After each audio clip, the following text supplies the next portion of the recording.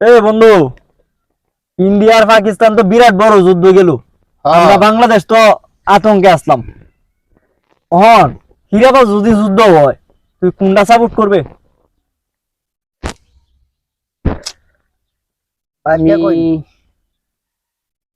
আমি তো ইন্ডিয়াই করব। কে রে, কারণটা কি?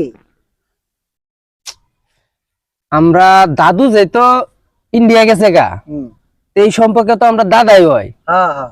তো দাদা যেহেতু লাগে, আমি তো নাতি, এই সম্পর্কে আমি ইন্ডিয়া সাপোর্ট করতে পারি। তার মানে তুই ইন্ডিয়ার দালাল? না, দালাল না।